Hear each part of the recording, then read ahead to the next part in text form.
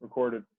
Okay, hey everyone, thanks for joining us. I'm Danielle Pfeiffer, independent consultant with Arbonne, and I am so excited because for Workouts for a Cause, for those who know Workouts for a Cause, again, now we are a group that get together and we work out at home from Monday, Wednesday, and Friday mornings at 7 a.m. Kim Lee is on here as well, and she's also a consultant, and we work together to find amazing trainers. And speaking of amazing trainers, I have two of them on right now with us.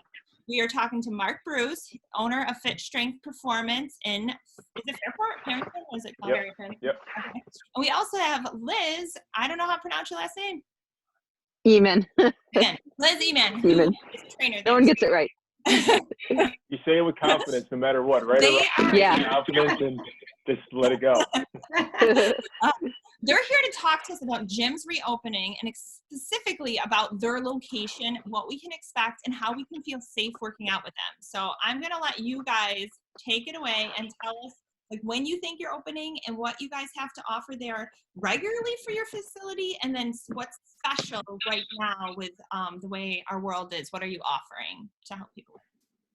Yeah, so hey everyone, my name is Mark Bruce. Liz and I both work together at Fit Strength Performance. Liz is a phenomenal coach. She's been coaching for a long time. I've been coaching as well for upwards of 6 years, and Fit Strength Performance has been around since October. And unfortunately, due to this quarantine and COVID-19, just like many gyms, we had to close the doors. However, we are both catering to our clients virtually, but we're really excited, and hopefully this is true, that the goal is to reopen June 1st, which is a Monday, and that gives us about two weeks. And with that, we will have sessions to some capacity. It could be 2-to-1 or 1-to-1. But with that said, Liz has done a great job coming up with some procedures and policies. And the focal point is you guys, is everyone out there making sure that you're safe. And when you come to work out, you know that you will leave feeling better because you're one step closer to reaching your goals. I work with a lot of athletes. Liz has a handful of clients that are, in their late 20s, 30s, 40s, and she does a great job with those adults.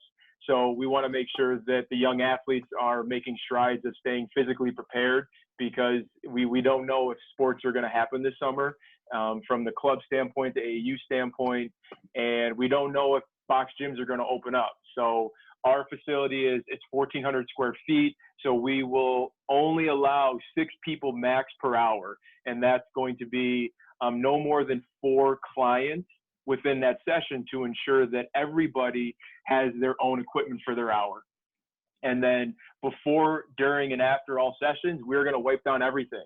We are making sure that the dumbbells are wiped, the barbells are cleaned, the facility is vacuumed and wiped down multiple times. No sessions will be scheduled back to back. So if you come in at 8 a.m., the next session won't be until 9:15, simply because we want to make sure that the facility is clean. We are requiring all clients to wash their hands before their session, just to make sure that they are sanitized and everything is going to go according to plan during that session. If anyone is feeling ill, we will be sending out an email that says, if you do feel ill, please don't come. And we are not going to penalize anyone who wants to take the mindset of better safe than sorry. We're not going to kill your session. We're not going to, just say you can't come in anymore for that reason. We want to make sure that everyone's safe. So that's going to be what we're requiring, because, hey, I've been sitting in my basement working out, and my wife she's not happy with the sweat that's on the carpet. So, she's itching for me to spend more time at the gym. And I'm itching to be able to make some noise and, throw some weights around and sweat a little bit without having to wake up my sleeping son right now. So I know that I am itching to get back into a facility that is going to allow me to be a little more free with my exercise. And I hope all of you are too. And I can't wait for the doors to open back up. And that's just what we plan to do and coincide with what CDC is recommending. Thank you. Liz, did I forget anything? Well, I was going to say, No, Liz, I think you covered it. Can you speak to Liz? Can you tell us, because there's a lot of us mamas on here. I know Mark, he works a lot with the athletes. So if you have kids, and actually I wanted to talk to you about my son, Mark, afterwards too. But if if you're one of us mamas who are thinking, man, I want to get back in, I want that workout, I want to kick my booty, tell us what we would look at, like what your workout would be like. What is this like? If I've never been to your place, first of all, the place is gorgeous. I've been there. Kim's been there. The facility is gorgeous, and it's all new and beautiful, and the equipment, so many options. But what's the workout gonna look like for someone who's thinking about maybe trying you out? Yes, for sure. So since being at home now, you're probably using more of your body weight and just lighter dumbbells. Can you hear me? Can you hear me? Okay. Yeah, it was a little bit You're using more body weight. Okay, body weight, dumbbells lighter. So when you're coming back into the gym, my philosophy is always to lift a little bit heavier. We're gonna push you. Push you. Oh my God. Sorry. Can you hear me now? Yes, we can hear you. You're Okay. Okay. I can't hear myself, so it's kind of weird. good. Take one earbud out. Take one earbud okay. out. There we go. Okay. So yeah, just pushing you. I'm not gonna have you be lifting like 5-pound weights unless you need it. My basis of my training is very athletic. Because I've always been an athlete and I enjoy training athletes as well. You're gonna get a lot of compound movements, just fun, keeping your heart rate up most of the time, and that kind of stuff. I'm itching to get back into the gym as well to lift heavy things because I only have 25-pound dumbbells at home, and let's just say my neighbors in my apartment complex don't like me very much because I'm working out a lot in there, throwing stuff around. Well, thank you I hear guys. that. And if you're watching this on Workouts for a Cause, both Mark and Liz have done workouts for us.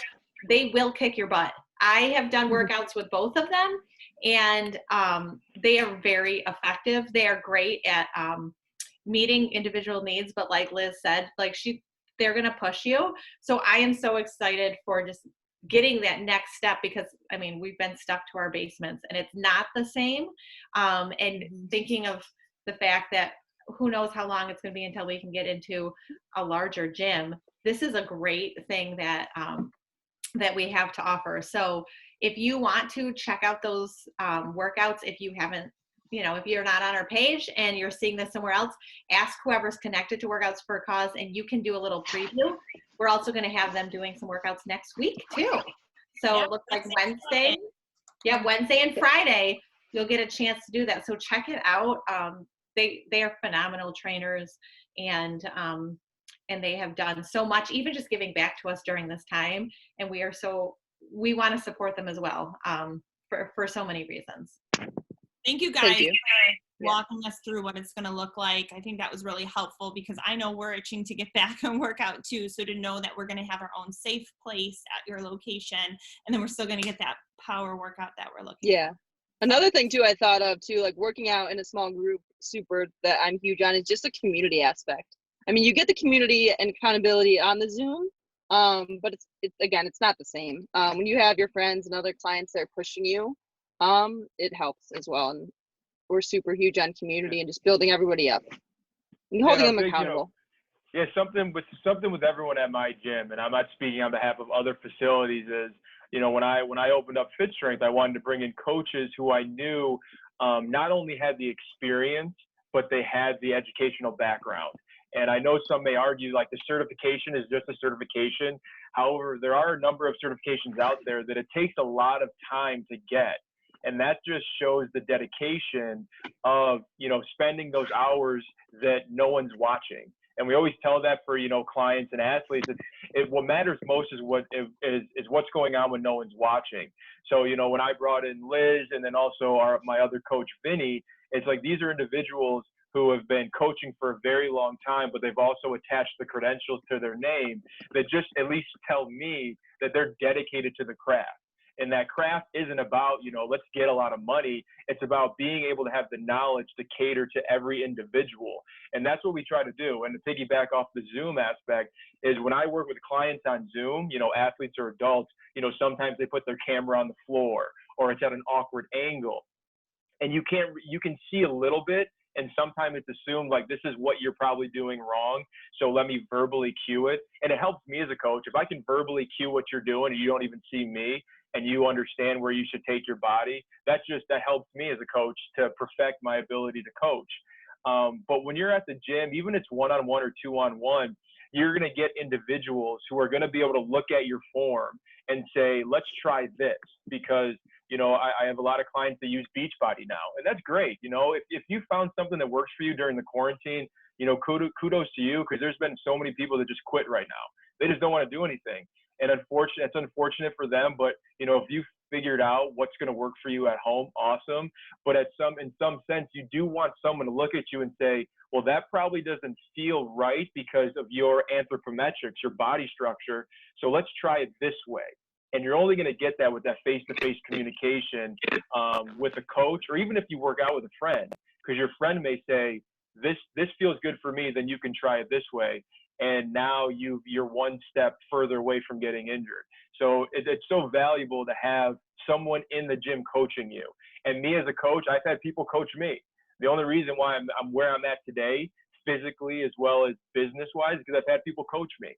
So I think it's a necessity for a short term to have someone look at your movements and say, hey, those push-ups hurt because, you know, your elbows are popping out. You know, it's your posture's off. So let's try this movement. So I think that's going to benefit a lot of people who've been focusing on the calisthenics, and they may have some aches and pains right now. So if you take, you know, a month or two to get involved in one-on-one or two-on-one training, you know, I think you're really going to improve your movement. And then if you go back to the box gym when it opens up, or if you go back to your home workouts, then you're going to be moving that much better. Because my number one goal is making sure that anyone that I talk to, you leave learning something. I never want people to have a crutch. You know, I don't want you to think I can only work out if Mark's next to me. I can only work out if I'm at Fit Strength Performance. You know, that's the goal. I don't want anyone to ever leave the gym. I want it to be a fun place. But at the end of the day, like, I need to educate you. So when you do leave, you understand how to make sure that you're performing appropriately and you're doing things to get you to reach your goal versus get hurt and go backwards. Yeah, well, and I mean, hopefully, you'll build community, and you won't want to go anywhere else, right? Absolutely, yeah, for sure. For sure. Well, thank you guys for taking the time to explain that. And we'll make sure in the comments of the post, so that when people share the post and stuff, the comments with all the contact information on how to get to you guys, we'll make sure that you guys go in and put your comments, the contact info in the comments. Sound good? And we're starting a fitness challenge on Monday, correct, Liz? It's Monday. It's going to be a 6-week challenge, something that can be done virtually and or at the gym. But it's just factoring in, you know, when the gym opens up, we're not going to have 20 people in at once, but we still want to cater to the masses. And we're still going to do our Zoom workouts in the morning for those clients virtually and anyone else who may be far away. So we're going to have, it's called the Reignite Fitness Challenge, because at the end of the day, if gyms are phase 3 of opening, then that's after July 4th. So if the big box gyms can open up, at least this challenge can help people start to get back on track. You know, so if you're someone who hasn't been working out, if you're someone that's been down in the dumps, you know, I get it. You know, I don't know about all of you, but I've woken up many a days and I'm like, I know what I'm doing today. I'm in the house. I got 3 rooms to go to. There's not much excitement. So at the end of the day, you know, if we can do something that's going to hold you accountable first and foremost, but make things a little more entertaining by bringing a group of people in together where we can compete with, if you're exercising every day, if you're being nutritionally conscious, you know, we're going to provide nutritional information, but, you know, I'm not a believer in, you know, let's count calories, let's weigh our food, you know, let's be more mindful of what you put in your body. And then, you know, me being a counselor too, you know, you got to work on the mindfulness. So you got to make sure that you're doing the things that are fun. If exercise is fun for you, then make sure you're doing it every day. But if it does feel like a chore, then make sure you're, you know, going outside and playing with your kids, or you're reading a book, you know, whether it's a fiction or nonfiction book, whatever it might be. So the challenge is going to encompass all 3 of those areas to make sure that whatever's in store come July, you're mentally, physically, and, you know, you're spiritually ready to tackle it. You know, Great. Thank you guys. Appreciate it so much. Absolutely. Thanks Yeah, for having thank us. you so much. Thank you for having us. Okay. Mark, you want to Yeah. stop it? Yep. I'll stop recording.